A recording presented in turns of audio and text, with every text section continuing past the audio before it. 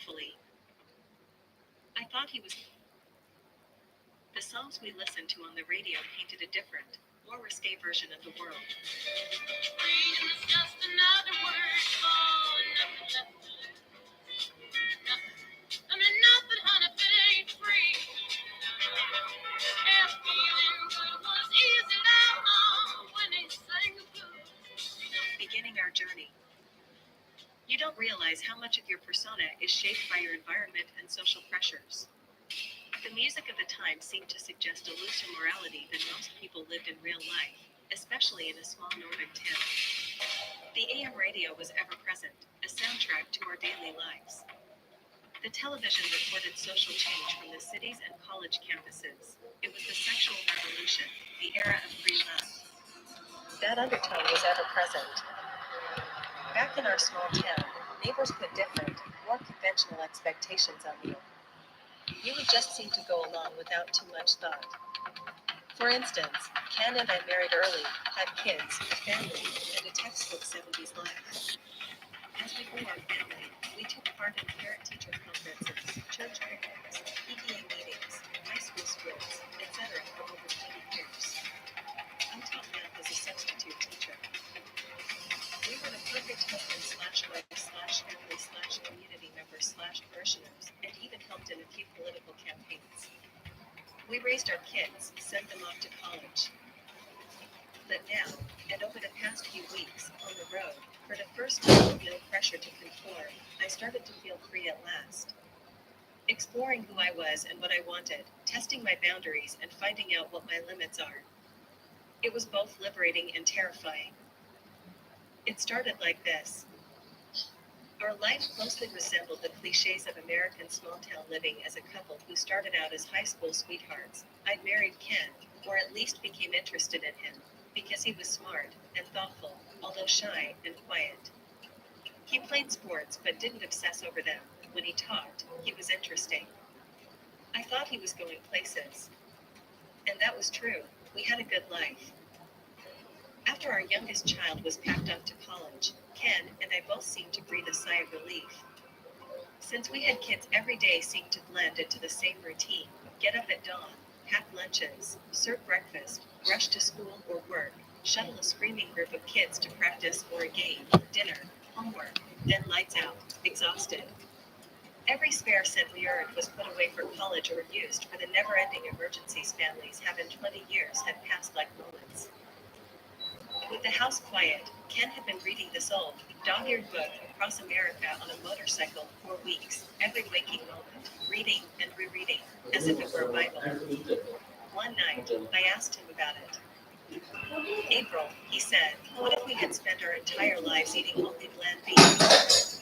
Then, one day, we see another family enjoying fried chicken, hot dogs, steaks, sweet corn, mashed potatoes, and sweet potato cakes. Things we never imagined. Ken enthused. Would we feel like we'd missed out? Been cheated? What are you talking about? I asked, thinking he was a little crazy. He held up his book. Imagine seeing the country with no agenda, no schedule, just exploring from town to town, visiting places we've only read about, following our hearts. He implored further I want to fish in the ocean of South Florida, where Hemingway was inspired to write The Old Man and the Sea. Eat fresh crawfish boiled on a dock in New Orleans. The Grand Canyon. I want to see the hot air balloon launch in New Mexico, he replied, his voice getting increasingly excited. I started to say, well, sure, someday we. And Ken cut me off. No, not someday, April. Now. Leave this week. Our kids are all out of the house for the first time in our adult lives. Do you realize that in a few years, maybe less, we're going to be up to our ears in in-laws, grandchildren, and family gatherings? Our lives will not be our own. I scowled. Obviously. Isn't that what you want? I asked, feeling uneasy. Ken looked at me. Of course it is, baby. But why the rush? Look, we got married right out of high school. We had kids, settled into the family routine almost immediately, and we never really got to experience life. What are you saying? I asked, a little unsure. Are you saying that marrying me was a mistake? Ken looked at me, his eyes almost tearing up. Marrying you was the best thing I ever did. He smiled and took my hand. There's so much more to life than this little town. I want to explore it, all of it, as much as I can, with my best friend. Ken suggested an adventure. Take the fall off and travel the country, camping, hiking, and finding ourselves, visiting towns and parks along the way. No phone, no newspaper, no meetings, no mowing the lawn, no laundry, no alarm clocks. Ken even offered to support any idea I had, anything, for my own adventure, if I'd only join him on his. At first, I thought the idea was ridiculous and had no interest in spending so much time away from my comfortable home and camping no less. When I said so, Ken seemed to sulk and even sink into a depression. He became quiet and withdrawn. But, after a while, even I started to become aware of the trap we were in. The daily grind kept finding us, even with our kids gone. We still had people asking us to volunteer. Since your kids are out of the house, you'll have more time to bake cookies for the bake sale, and simpler requests. I started to dream of running away, of leaving my life behind. I grew tired of the obligations, of making sure I was dressed properly, acting properly, and the whole situation. One morning over breakfast, Ken had just poured us coffee and was reaching for the paper. My favorite song came over the radio. Freedom is just another word for nothing left to lose. Nothing, don't mean nothing, hon, if it ain't free, no. And feeling good was easy, Lord, when he sang the blues. You know, feeling good was good enough for me. Me and Bobby McGee, written by Chris Christopherson / Fred L. Foster, sung by Janis Joplin.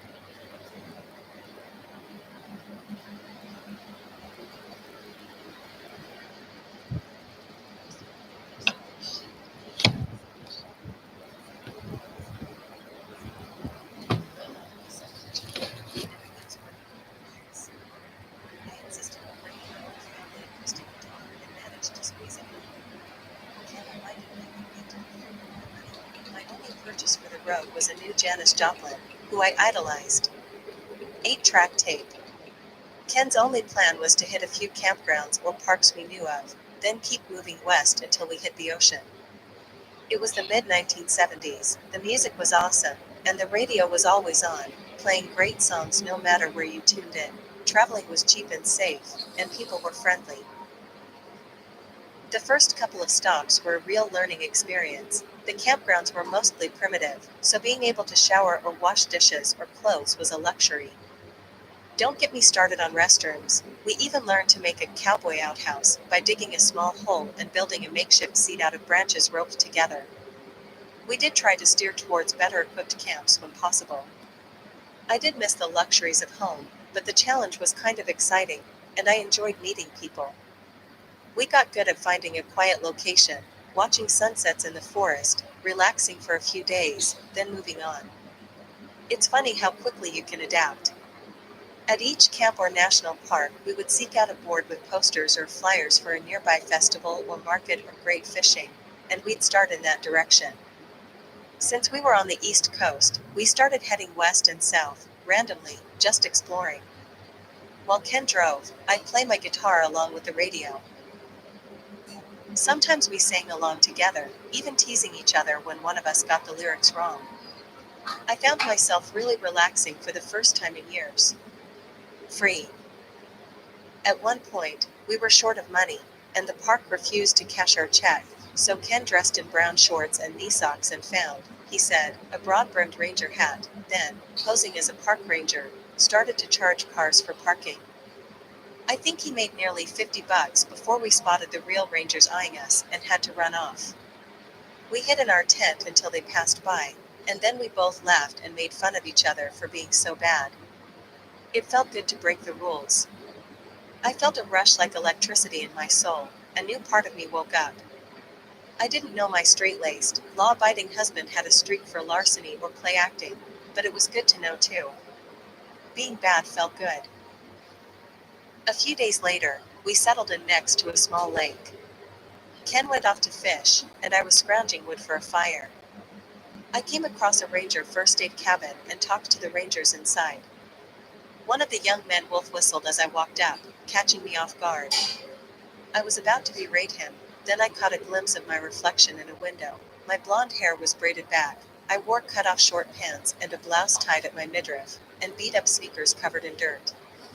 This was a far cry from my normal sundress or housecoat, shoes, underwear, and bra. After weeks of camping, you simply got tired of the upkeep that a more modest and traditional wardrobe demanded. I noticed I'd lost a little weight, accentuating the curves from my hips to my breasts. More importantly, I hadn't been whistled at in years, and never by men the same age as my son. I felt myself blushing a little, feeling flattered, in fact. I talked to the rangers, enjoying their lusty eyes on my body, posing and lightly flirting for the first time since I was in high school. When talking, they mentioned a music festival at a nearby campground and then chuckled, brazenly asking if I was going. Well, as a married woman, I shut them down pretty quickly but accepted the paper flyer that described the event and left for my camp. After they were out of sight, I leaned against a tree, catching my breath. I felt flustered and hot, my breathing was heavy, and my face was red. I felt strangely aroused. Could it have been due to the not-so-subtle sexual attention of those two rough young men? I slipped a hand down my shorts and felt my cunt. It was wet. I started thinking of those rangers, letting them take my clothes off, those young eyes admiring my body, their hands roaming over my buttocks, my waist, up to my breasts. I stopped, taking several deep breaths and trying to compose my appearance. Then I started off to camp. Ken was there, cleaning the fish he'd caught. He proudly showed me the catch, plus some blueberries and wild carrots that he'd found. I quickly got the fire going, and we sat back watching the flames grow higher. Ken speared the fish onto sticks to cook them as I looked on. He had let his beard grow. His frame seemed more muscular these days. I hadn't thought of him sexually in a long time. Lovemaking was a monthly or birthday event for us these days. Maybe I'd forgotten what desire felt like. When did that happen? Feeling adventurous, I leaned over and kissed him. Ken kissed me, then pulled back, to check on the fire, so I leaned in and pulled him close, passionately kissing him. Whoa. What's gotten into you? He murmured into my neck. You, hopefully. I replied playfully. I pretty much tackled him, tearing at his clothes and pressing my mouth against his. Again, he pushed back and said, "At least let's go into the tent." I stopped what I was doing and looked around. There were no lights or other camps for miles. But I shrugged, and we settled into the tent, where Ken turned and closed the flaps behind us. Ken started undressing, and I sat on our sleeping bag and watched. Once he was down to his underwear, he looked over at me and asked, "Are you going to undress?" I smiled and replied, "Undress me." I wanted to be desired. I wanted to see a little passion in my husband of over 20 years, but he reached over and started to undress me as if I were one of our kids getting ready for bed. Oh, well. At last, I leaned back, nude, and beckoned him to join me. Ken joined me, pulled the sleeping bag over us, and only then dropped his drawers. Modest to the end. Sex with my husband was fun when we were young. I never really achieved an orgasm, but the intimacy was nice, and it seemed to cement our relationship. But over time sex had become obligatory, a ritual where my marital duty was to serve him, or more precisely, let him use my body to get off. He penetrates me, thrusts a few times, squirts, and then rolls over and goes to sleep. Right now, however, my body needs a man.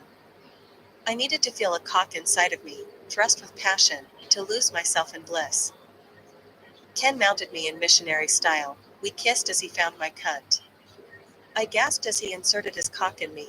That welcome fullness, the exquisite pleasure, the physical contact with my cunt, so familiar, so comfortable. I tried to wriggle and extend his contact with my clitoris, but he seemed oblivious to that effort. He started thrusting, and I spread my legs so I might feel him as deeply as possible.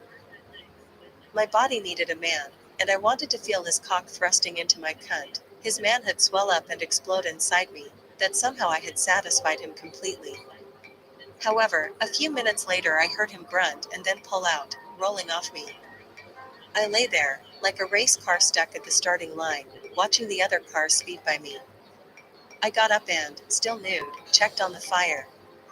I enjoyed the feeling of being naked outside our tent, so exposed, in the fresh air, so I stayed naked while I worked.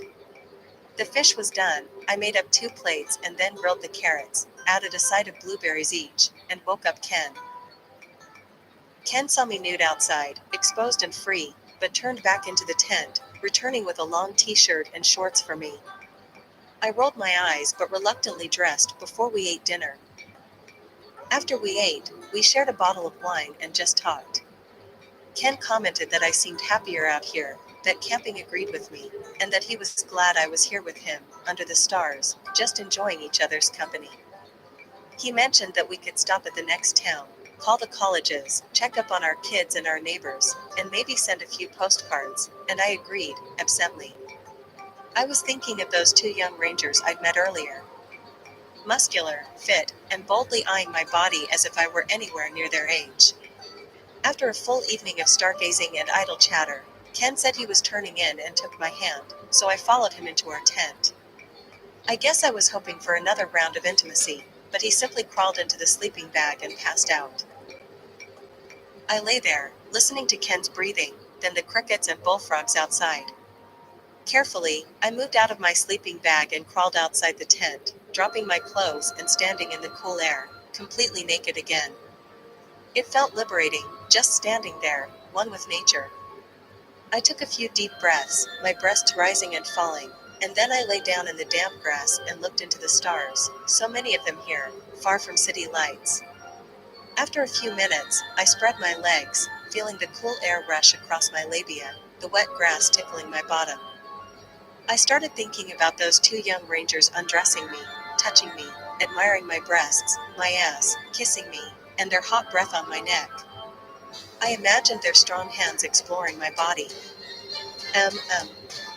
My hand reached down to my cunt. Tentatively, I let one finger part my lips and felt the moisture from my tryst with my husband Ken earlier. The slick wetness was still there. I felt around until my fingers rested on my clitoris, then started gently teasing, rubbing, and stroking it. It felt exquisite. With my other hand, I pinched and massaged my nipples, feeling them harden in the cool air. I thought about what those young men would do to me if they happened to find me here, nude, my cunt wet, my nipples hard. Suddenly, I felt my climax approaching, rising, like a full-body sneeze, until the dam burst and I started to shake and quiver with an intense release. I had to bite down on my fist to keep from crying out. I kept rubbing my clit until the massive wave crashed over me, and then heaving and shaking, I started to relax and feel a calming peace overtake my entire being. I lay there, breathing labored, my mind a fog, my body completely relaxed, just staring up at the stars, nude and completely exposed, feeling completely free. Then, I did it again. The next morning, I rose just after Ken Dash, and found the flyer that a young ranger had given me, Revival 74 at Nude Creek. A weekend of music, dancing, and peace. I showed it to Ken, and we decided to drive down and check it out. A few days later, we arrived. The rangers had explained that Nude Creek was named because in the 1800s it had flowed past a mine. The water picked up lime and other caustic mining chemicals, which killed off the fish and plants not only in the creek but nearby as well, leaving a bald swath of rocks and dirt for miles.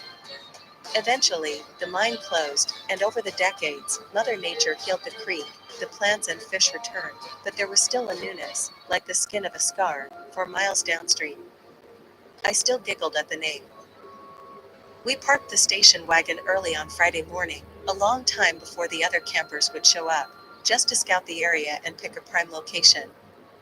We did find an excellent spot near the actual creek, under a willow tree, right near the shoreline. There were blackberry bushes on a nearby ridge. The creek was big, anywhere from 40 to 100 yards wide, shallow mostly, with a few deep spots, and the mountain water was clear and warm from the sun. After pitching the tent and claiming our spot, we make a final trip to the station wagon for the last of our supplies. There was only one other camper there, a friendly young man who arrived on a motorcycle, packed with camping gear. The young man introduced himself as Mike. He shook my hand, then Ken's. He was discreet, but I caught his eyes lingering on my breasts, then down my body, to my ass. I should have been offended, but I found myself flattered. If Ken noticed, he didn't say anything. Mike looked the same age as my oldest son, maybe 22 years old, young and fit, a little more slightly built, his reddish-brown hair pulled back into a short ponytail. His facial hair accentuated his strong jawline and high cheekbones. He had piercing green eyes. Ken was fascinated by meeting a real traveling motorcyclist, like the author of his book, and they became easy friends, even though Ken was old enough to be his dad. Mike and Ken became inseparable. Ken was fascinated by Mike's old motorcycle, seemingly held together with baling wire in some places. Ken showed him how to fix a few things, and Mike began to see Ken as a father figure. They talked endlessly, fished that morning, hiked after lunch, and compared notes between Ken's book and Mike's actual travels. Ken told me later that Mike had been kicked out of his home by his own father sometime after his 16th birthday. Ken didn't go into details, but Mike had been traveling almost since that time, doing odd jobs and living where he could. It was a rough existence, and he had a certain street-smart air about him but a sweet personality. It was after dinner time Friday night when people were just now arriving in larger numbers. Just pulling up was an old VW microbus camper. I'm not sure why, but it caught my eye as it lumbered into the parking area and skidded to a halt under a tree near the trails that lead back to the camping area. I watched as the door creaked open, and two people emerged. A young man and a young woman. They stretched and looked as if they'd driven a long time before slowly making their way to the same trail we had used. Fascinated, I stared, then caught myself. I'd never seen real hippies before, but they sure looked the part. I picked up my backpack full of provisions and followed them. For some reason, my attention was fixed on the tall young man. When we got back to our campsite, we saw the microbus people had stripped naked and were cavorting in the creek, laughing and playing in the water. I turned to Ken and said, "That looks like fun. Let's jump in too." Ken looked unsure, but then handed me my one-piece swimsuit and went into the tent to change. Disappointed, I shrugged, pulled it on, and followed him in. We eventually made it into the water, and it did feel good. Soon, the creek was full of people, some nude, many with swimwear. I guess it was optional, no one seemed to care. We splashed and played for a while until Ken left to start our fire. Eventually, the tall young man from the microbus made his way over to us, dragging a swarm of young girls in his wake. They giggled and flirted and vied for his attention, but he walked up to me and offered his hand. "Hi, I'm Leo," he said. I took his hand, but for some reason, I forgot how to move my mouth. He was attractive, young, and friendly, and he had a warm smile. I felt my face blush, and my knees shook a little. Then I found my voice and replied, I'm April. Nice to meet you." Leo turned and waved to the other person he'd arrived with, and she soon joined us, stopping by the pile of clothes they'd abandoned earlier.